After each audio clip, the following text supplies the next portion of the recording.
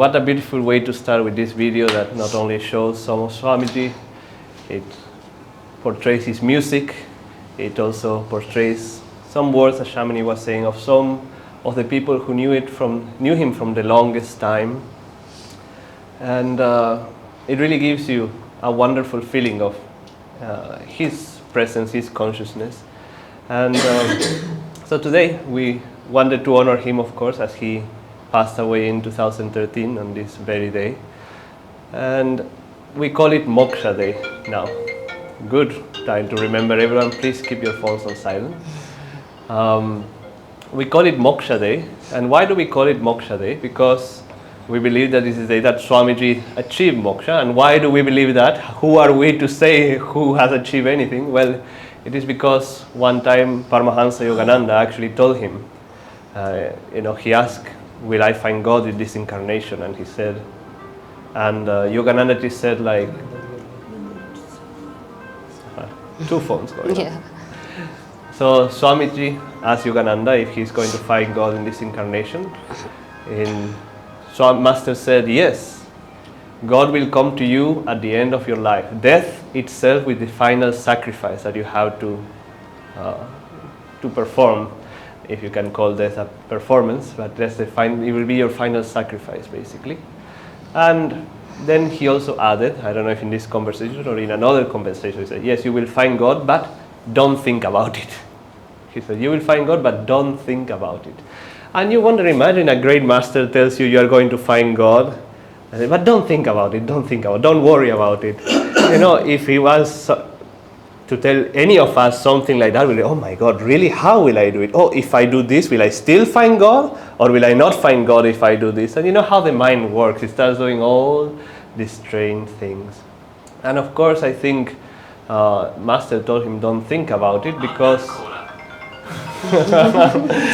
he's having fun through all of us. One time actually in Gurgaon, Swamiji was giving a public lecture to many, many people, and he suddenly heard his phone ringing, and he said, please put your phones on silent.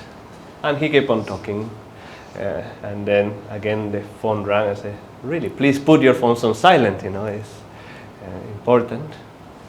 And then one third time the phone rang, and Swamiji paused. Oh, it's my phone. And he put it on silent. But the sweetest thing, that he could be heard murmuring, Divine Mother, that was one of the best ones yet. He was even in that moment talking to Divine Mother and seeing how Divine Mother was playing a prank on him.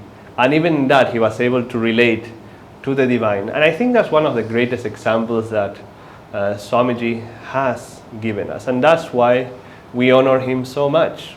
Because we can read all these books, we can read all these things about, all these gurus, their teachings, how to achieve moksha, we had to meditate, we had to do this, we had to do that.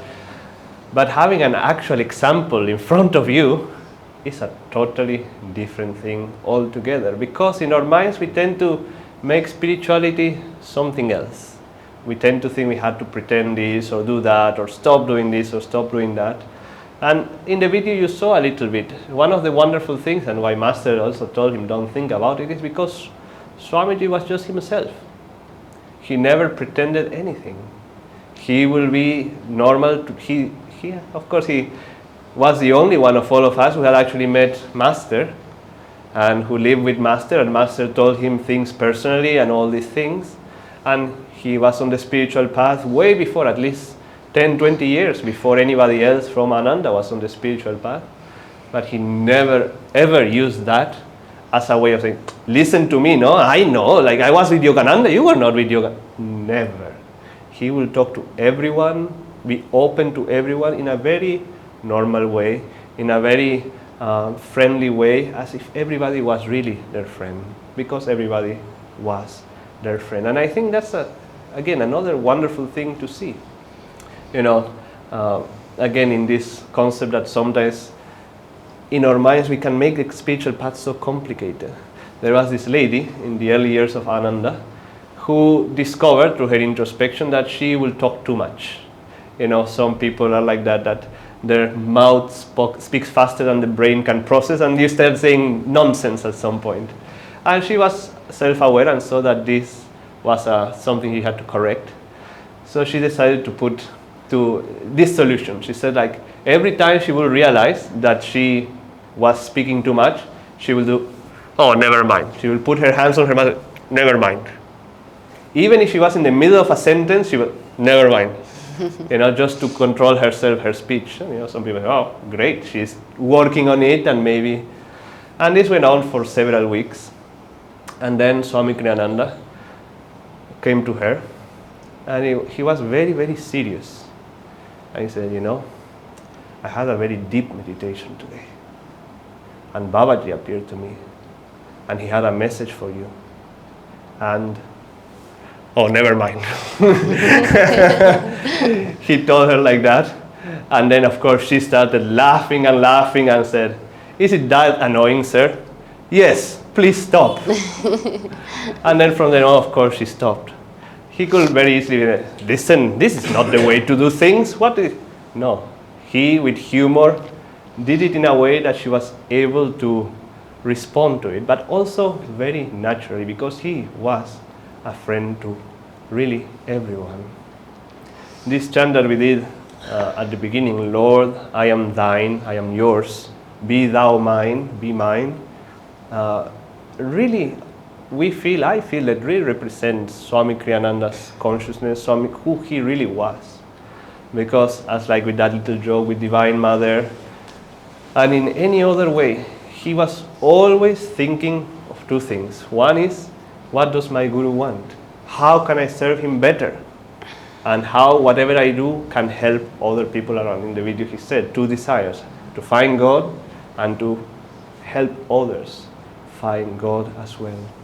In fact, we are told that even sometimes when he was just having breakfast, even if he was maybe in his 70s at this time, he came to Yogananda in his early 20s, he said like, they were having a toast, a little breakfast, and suddenly people who were around will hear him say, oh, that's what he meant. And then people will ask, what do you mean? I said, no, one time, Master, give me a little look. And now I realize that that look meant so and so and so. Even to that moment, every look, everything that Yogananda said to him, every interaction that he had with him, he took it as an opportunity to see, what is he really trying to tell me? How can I even go deeper? His mind was constantly in this thought of the divine. But yet, he was so approachable. He was really, really approachable that, even a kid, no matter who, if you went in front of him, he was giving you full attention. He was talking to you on your reality. He was not saying, oh, what a waste, this person barely meditates, so what am I going to talk to him? I want to take those who want to go deeper and deeper. No. Every single person, because he saw everyone as a reflection of the divine, he was able to see the God in everyone. It was fun to see because we had the blessing to meet him a few times, nothing very necessarily very meaningful per se, but obviously it was meaningful. If he was thinking of Master giving him a look, how much that might have changed him. Of course, every meeting with a saint is meaningful, but nothing like, this story that I just told you that is like, wow. But in any case, being in his presence, really, you could not but help but feel that joy that he was feeling. But I was very new on the path, and I was young, and I was like very, very intimidated. Like, I don't know what's the right way to do this or do that or anything really. But and you could see that sometimes people around him were a little tense, but those who knew him better, they were very relaxed, because Swamiji himself was very relaxed, as I said. And something to really think about is when he started the work of Ananda in 1968 and all that, he obviously never had an air about himself, as I said. So people knew he was a great man, a disciple and all these things, but he never really revealed who he truly was. In fact, it was sometimes some other saints from India will come to Ananda village in California, and they will tell the other residents, you have no idea who you have in Swami Kriyananda, and things like that. But obviously, he kept everything very casual, very hidden, because it was not his role to have this outward thing like performing miracles. No, he really showed us that in your day-to-day, you be yourself, be spiritual, be always thinking of God. But nevertheless, what was I going to say? Yes, so those people, they could be much more friendly with him, much more relaxed, and he was not really showing it. But when I came to the spiritual path, it was some people would always say, oh, Swami Kriyananda this, and Swami Kriyananda that, and this and that. And obviously an impression starts forming in your mind, oh my God, this saintly person is there, what do I do? And is something going to happen? When I see him, he's going to say, oh, my child, you have come, or he's going to show me the inner light if he blesses me or whatever. Those things go through your mind when somebody tells you that this person is great. It's a normal thing, it's an unfortunate thing. But that means that we come into it with bias, with a bias. Oh, this person is great because everybody tells me he's great. And I think a little bit that was my approach at that time on the spiritual path. I wasn't sensitive enough to feel who he was. But the beautiful thing is that right now, we really don't have that many people to know who he was like that, and then we make those impressions in our mind. Right now, it's up to all of us to feel who he was, and why is it so important to tune in to his consciousness. Because again, we may think the spiritual path is this or that. We may follow his example outwardly, but more than anything, inwardly. He can really show us the pathway to Yogananda, to the gurus, to God. Not to himself, but to the divine. And that is a priceless thing, a priceless opportunity that we all have. In fact, I would recommend everyone here, maybe today if you can, but at all times, if you want to feel Yogananda more strongly, listen to Swami Kriyananda's videos. Listen to his talks. Because when you listen to his talks, it's not so much him that you feel, but who he's representing. Sometimes if I go for a run, or very often, let's say 80% of the time, I plugged in a video of Swami Kriyananda of his voice. And I had to tell you, sometimes, even if I'm in a bad environment, those are the most inspiring parts of my day. Just because through him, you can feel the presence of the divine. So in that way, we invite you all to really take this more seriously. It's not just because he was the founder of Ananda that we honor him or anything like that. It is because really, he can give Yogananda to us. And of course, Yogananda gives God to us. All right? Thank you all. And I invite Shamini to share. Thank you. Good morning, everybody, again, and what a blessed day, together. So, wasn't this video just so lovely? You really could feel the spirit of Swamiji come alive, and that's why we wanted to just share with you all just a touch of his vibration first. But it's very interesting that Yogananda ji actually told Swamiji when he met. At some point he said that you will not only have work to do, but you will be spiritually responsible for people. And through that, this whole ray of Ananda we see now that has come worldwide, you get to see all the expression, and that's all our family around the world, in a way, all our Guru Bhais. And that's come through the responsibility he had also, not only to be a disciple. Some disciples have just the responsibility of being a disciple and then they get their moksha. But he had the dharma of kind of creating a whole expression of Yogananda's teachings. And so through that he took it very seriously, if we see, isn't it? Like he came up with all the music, which isn't his music, he said it's God's music, expressing the ray of Yogananda. So through the music, we get to connect with the ray of the masters, and suddenly we feel their presence. So if you can't meditate, listen to the music, and then, oh, I feel more inspired, And he took it very seriously in the sense of how many talks he's done, as we were saying, on YouTube. If you see, even till the last months of his life probably. He wasn't well, his body took on a lot of karma. That's the way we see it of people.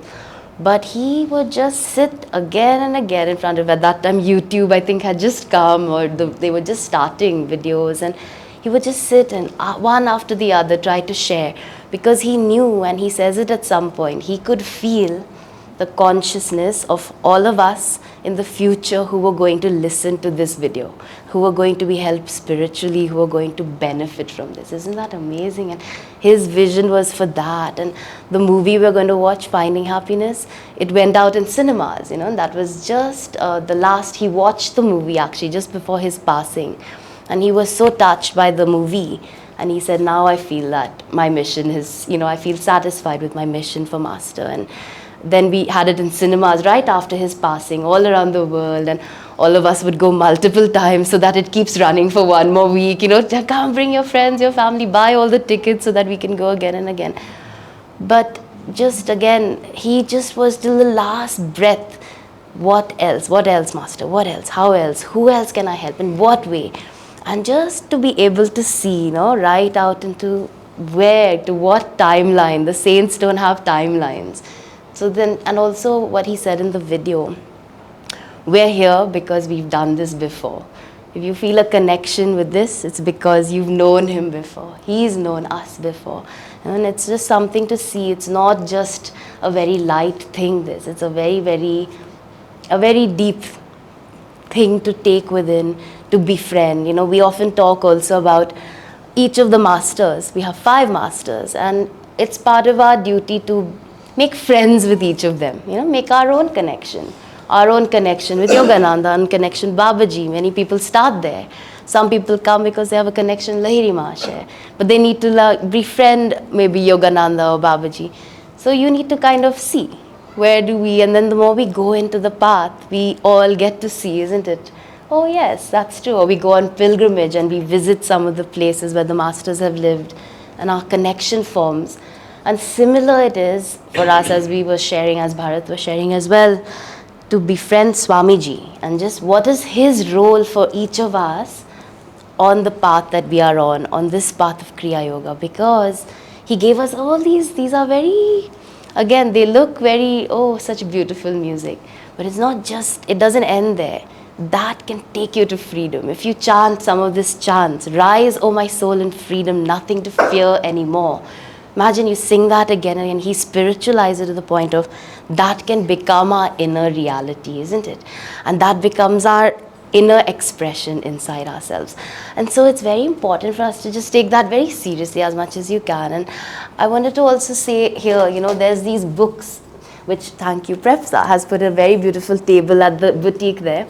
So this is one book. This is Swami Kriyananda as we have known him. So these are stories by different devotees, just like you and me, and what their experience was of Swamiji. Some are humorous, some are serious, some are like the story he told, but they just give you a little insight into what does it look like to live in freedom. We all go through mundane things. We all have to make breakfast and, be with our families and have our jobs. But what does it look like to live a little bit more in that freedom? We can go through each experience of life with this power of the masters, with this sense of joy, with that. We don't have to go there. This is the thing, Swamiji. He didn't want everybody to go to Ananda village. We all can't. We all have to be where we are. But he wanted us to bring it right here where we are right now. And as he said, I'm so happy that people all over the world are benefiting from this now, are understanding what Master has to give through Ananda, through family, through the music, through the vibration, through the talks. So do see some of the, if you don't have some of these books, his new path, his own autobiography is there, and many more books of devotees who've written about him. Videos on YouTube, do take time to really just explore them if you haven't already done that. And I just wanted to end with this, when I was new, again, very new, I came to Pune, the community which you see out there. A lot of this was a raw land. We were trying to build a community. That was my first experience of visiting a community situation. I started in Gurgaon, where we had a city center, which was very big, but Pune was out of the city, this beautiful land. And Swamiji had a house there, and it was the last Christmas that he spent with all of us on this plane. And he spent it in India. He was trying to give energy to India at that time. Imagine at that time, you see over there was Delhi, Gurgaon, and Pune. I think only 3 cities were written. Now there's 14 cities around India. The moment he left his body, actually, that was one thing very amazing. He left his body, and that summer, Chennai, Bangalore, Pune, Mumbai, I mean, all the cities came up, all the centers just cropped up. Wherever he had given a talk, he had gone around. You know, in the last leg, imagine 86 years old, lot of physical karma, but he just went, and you can see those recordings on YouTube. He just went to speak of his devotion to his guru and tell everybody about Yogananda and his greatness. And everybody just got pulled in.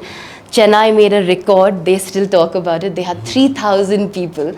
So the next day, somebody called up our leaders, Then Swami Dharmaraj and Dharmini, that, you know, I think that we need a center in Chennai. Swamiji may want you to come. What do you think? And their response was, Swamiji already called us the day before the talk.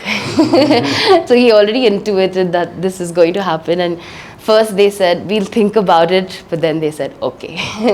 And that's it. You know, it's just like amazing just how all of these cropped up. But so in that community, there was like many people gathered. It was a Christmas time, so a lot of people from US had come, you know, a lot of our families. So suddenly I was meeting Guru Bhais, all people who looked like me also, you know, young people, friends, and just devotees who wanted to find God. And there was, of course, Swamiji, but he wasn't fully well. So we couldn't, you know, like we weren't able to see him, you know, through the day. He would have to rest, of course, and all. But we were in the temple down, and even our temple was just a piece of like some mosquito netting put around poles like this. And we were just very kacha. You know, we were just sitting there. And I remember Shankara, for some reason, somebody asked him a question. And Shankara said something in that moment. And there were like maybe, I don't know, 30 of us just meditating. And after this, we were talking. And just up the hill was Swamiji's house. And Shankara was saying, you know, I don't know what's going on in this situation which you're having trouble, but the person sitting just up the hill, he knows all of our lives, he knows all of our stories, and he's helping all of us right now. And if you can tune in to him and befriend that, you will understand what's your next step. You know? And it was so amazing to see that, because he was there. We couldn't see him. He was, of course, resting, but he knew. Everybody had a connection. That's why we were there, all of us. We have something. And if we just tune in, what do you want? What is next? You guide me. How should I do my kriya? How should I meditate? Tell me. We don't have to do anything alone. And he's always waiting to just, what should I do next? Should I join? Which book should I read next? How should I tune in? The moment we just tune into that, we enter a whole different world, isn't it? And at that point, again, I was telling you, I was very new, right? So I didn't know what was it. I was just kind of trying to feel like this, you know, you're walking and, okay, so there's Swamiji, but they are saying to connect here, but how, and you know, what to do. So at that point, somebody gave me the music. So I just plugged in and I was just listening to the chants, the music we hear, and each song, it was like a whole world opened up, you know. Such wonderful expressions, such wonderful messages. He called them philosophy in song. Meaning each song, if we really listen to the words, sometimes we all sing, no? We are always making you all, here, take the book and let's sing together. But if we read the words, they have meanings of life which if we can practice, they lead us to very, very beautiful states of freedom. And just listening to those words, I just felt he gave me a whole part of himself which I would have never known if I hadn't given it a chance, you know, just listening to this music. And so I realized the value, you know, that's why he recorded all the music, that's why he recorded all the talks. It was because he knew all of us are going to need this, and this is the way he made himself so accessible to us. And of course, all the books and everything else, and family with each other, you know. So many times we'll tell each other things we need to hear that he's using each other to just help refine, correct some attitude, keep moving along the way, and really just stay connected to this, because our it opens a whole world. Every day if we can just do this much, like he was sharing when he goes for a little run, you plug in, the whole world just disappears. Like what matters, what's happening around, we are in a different world. And that's what the message of his moksha, I think, for all of us is. In this moment right now, you can live in freedom, you can live in joy, and just connect with that. So, Om Guru. Wanted to share like a little story from here. Again, because one of the examples Swamiji gave us is he didn't have an easy life at all. He had a very difficult life with people, with this, with that, trying to, bring him down. His body, as Shamini said, had all kinds of illnesses. But he really told us that no matter what happens outside, you inside can be in joy. And when we were living at the Pune community, I had no idea. It was only later because his nurse, who was his nurse back then, wrote a book about Swamiji and all his troubles with health. And he was going through so many things when I was there, and I had no idea what was going on with his body. You could only feel his joy, really. But it was very eye-opening to see, like, probably for Shamini too, like what he was going through, and we were like so ignorant because we would just see the joy. But if you've been a part of Ananda for a while, you will know very well that he tried never to take painkillers and things like that because he didn't want to dull his awareness. So he will go to the dentist all the time, and he will not take any Novocaine, even if he had to do root canals or anything like that. And this particular time in Italy, there was a certain procedure that had to be done in the gum, and the guy said, like, I need to cut this and that. It will take 4 days, basically. And so I said, I don't have that much time. Can you do everything now? And don't put any anesthesia, don't worry about it. And of course the dentist was like, are you sure about this? But yeah, I've done it before. And then Swamiji explains that the dentist, it seemed to him that was trying even harder to make sure, like, to see if he was kind of flinching. And he said he even went, cut the nerve on the tooth and started showing it to his friends. And all of this, even thinking of it makes me feel pain, And he then got a pulse done and the tooth back, and, he was just like that still. And the dentist asked, how did you manage to do this? And he said, I was just thinking of God while you were doing it.